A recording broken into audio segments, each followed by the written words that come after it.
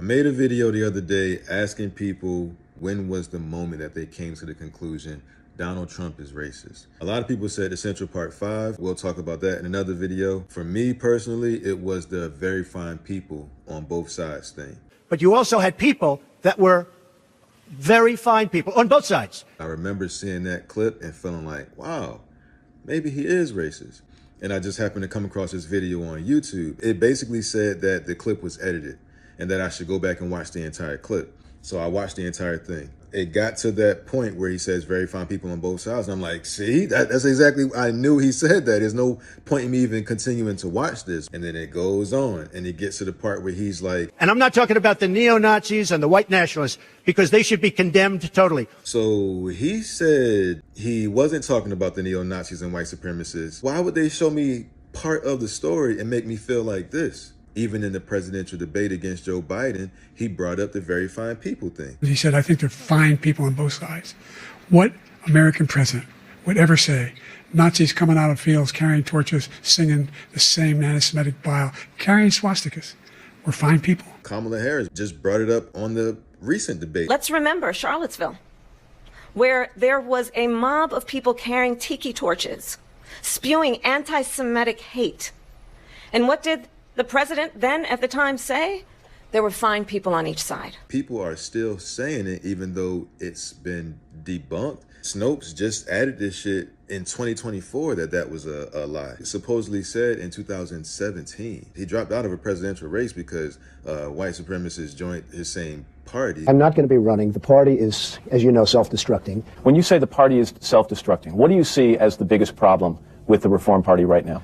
Well, you've got David Duke just joined. A bigot, a racist, a problem. I mean, this is not exactly the people you want in your party. Then you find that clip of him with Jesse Jackson. Beyond that, in terms of reaching out and being inclusive, he's done that too.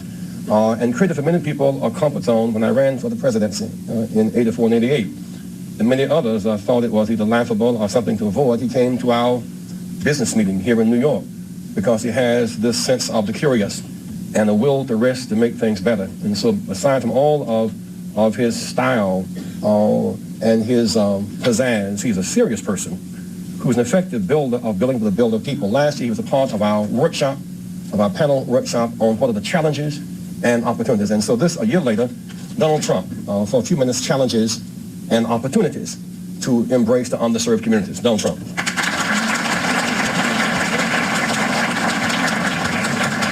Well, it is an honor to be here. You see the clip with him on The View and him and Whoopi Goldberg, she's saying that they're friends. I don't think I'm going to get Whoopi's vote. If you did, let me just ask, if you did beat... And she likes me. She even put me in a movie. I was just going to say. She put me in a movies, right? A long time ago. And how much did I charge? Nothing. Like they say in the Godfather. If you did beat Obama, though. People love this guy. Like Oprah saying that he should run for president.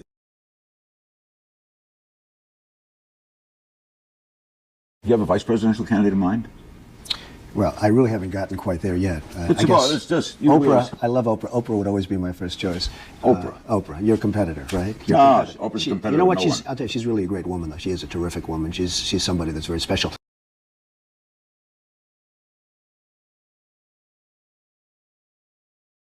Judge Joe Brown said, I've talked to a number of black entrepreneurs who back in the late 80s and 90s, early 90s, were trying to get financing. They couldn't. Somebody told them to go check with Donald Trump. So they come back and tell me they got a loan from Donald Trump. He gave them a term loan. Show up with the interest in the principal, one check. But they had to go see him personally. They independently relate this tale that when they saw him, he said, this what you supposed to pay me? This our agreement? I said, yeah. And then tore the check up, shook their hands, and congratulations. Now run your business. And this was when? This was back in the 90s. Waka Flocka talks about how he showed him how to increase his wealth. Get a C Corp to run an LLC. If you want to make it even deeper, go get a trust fund and run a corp that runs the LLC. You want to get even deeper, own two trust funds for your business and your person to run that trust that runs all the business. It can get deep, my guy. Absolutely. And Donald Trump actually showed me that method. People will say that they want truth, but when you try to present them with information that goes against their beliefs of Donald Trump, they act like this. He's condemned white supremacy over 20 times. Oh, yes, when? Could you tell me when? Yeah, absolutely. Would you like to see a video of montage of 20 times that he's done it? Oh, actually, no. I'm more interested in walking up in... But how are we going to learn if we don't challenge our ideas? I mean, you just made a statement that is actually inaccurate, and I can show you video evidence of why it is. I mean, would you like to see that? No, thank you. He's condemned white supremacy and the KKK over 20 times. Over 20 times? Yeah. Do you have him right here? Can I listen to it? Absolutely, you can. Let me pull it up for you right now. All right. By the way, I'm James. How's your day going, man? It'd be a lot better if you guys were wearing masks.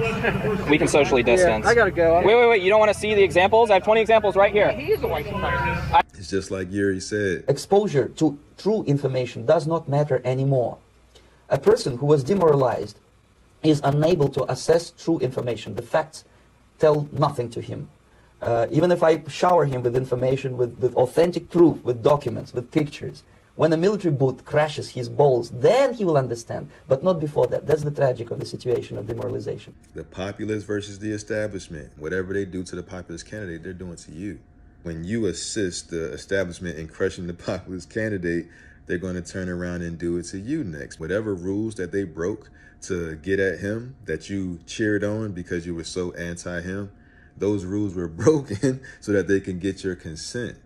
And now that they've used your hatred to build consent to break the rules, now they can turn that same attack towards you.